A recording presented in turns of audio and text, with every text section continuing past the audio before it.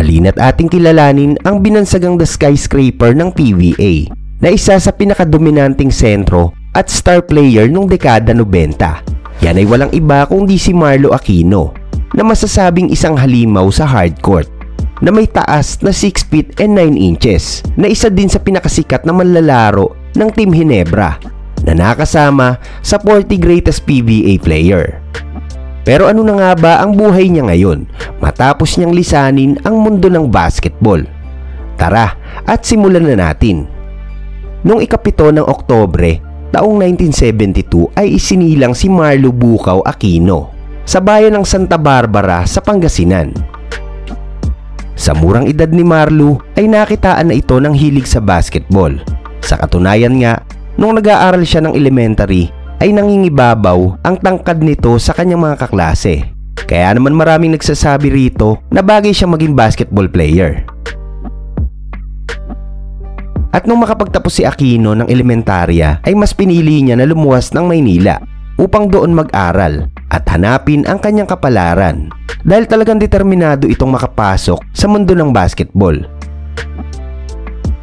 Nag-tryout si Marlo Aquino sa high school varsity team sa University of Santo Tomas. Kaagad naman itong nakapasok.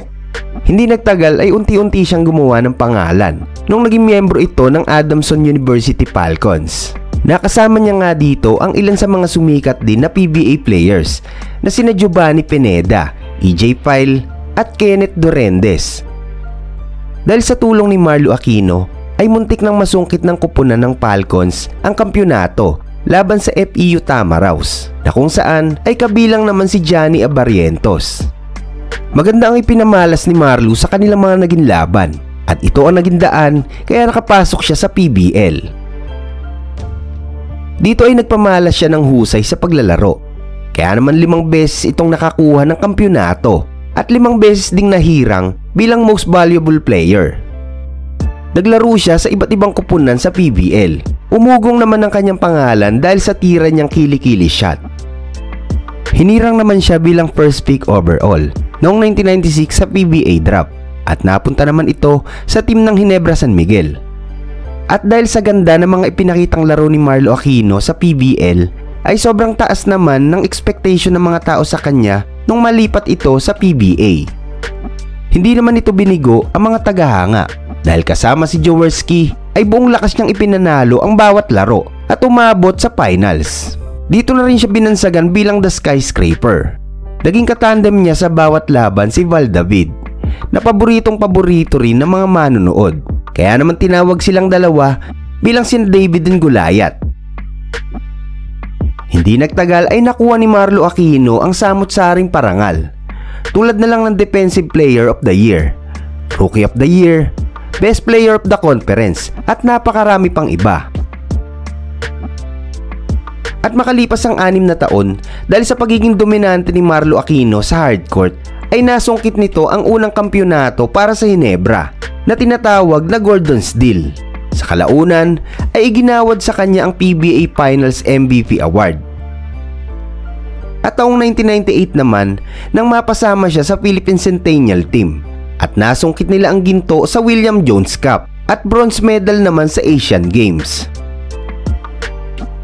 Subalit noong 2000 ay maraming tagahanga ang nagulat dahil bigla na lang na-trade si Aquino sa kupunan ng Santa Lucia kapalit ni Jun Limpot na dati ring first overall at Rookie of the Year.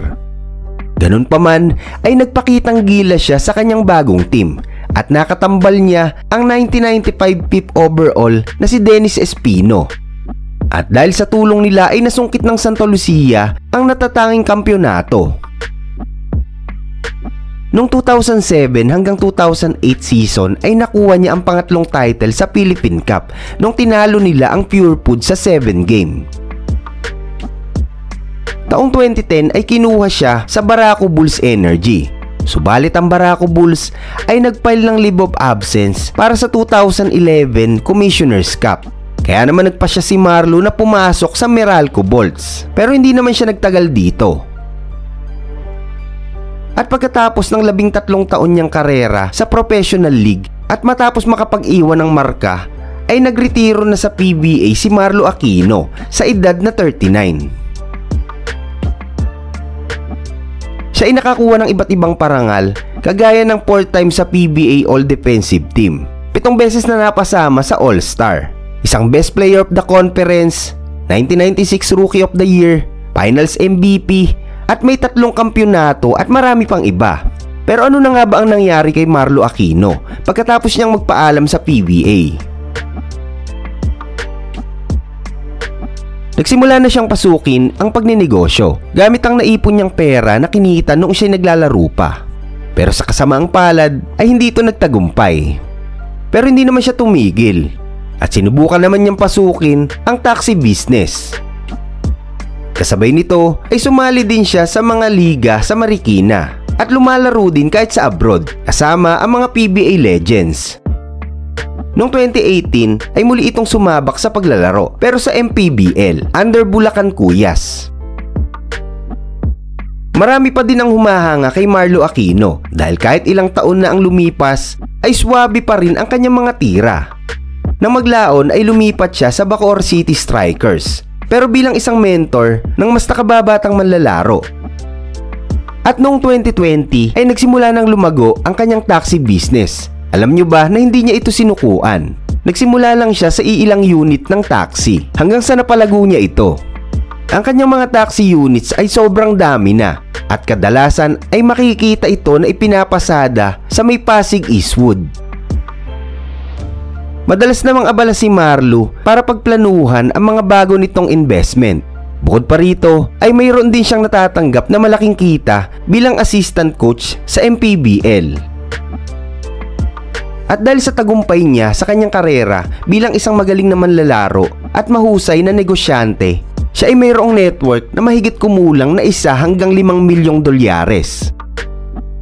Sa ngayon, ay patuloy pa rin ang kanyang karera sa basketball bilang isang assistant coach at patuloy pa rin na lumalago ang kanyang mga negosyo. Kahanga-hanga ang ating bida na si Marlo Aquino dahil ang kanyang mga pinagpaguran ay na-manage niya ng maayos at hindi nasayang. Karapat dapat talaga siyang maging ehemplo ng mga kabataan, hindi lamang sa kanyang husay sa hardcourt, kundi maging sa disiplina nito sa kanyang sarili. Nagustuhan niyo ba ang ating talakayan ngayon? Kung oo, baka pwede namang makahingi ng like, share, at mag-subscribe ka na rin bilang suporta sa aking channel. Maraming salamat po sa panonood.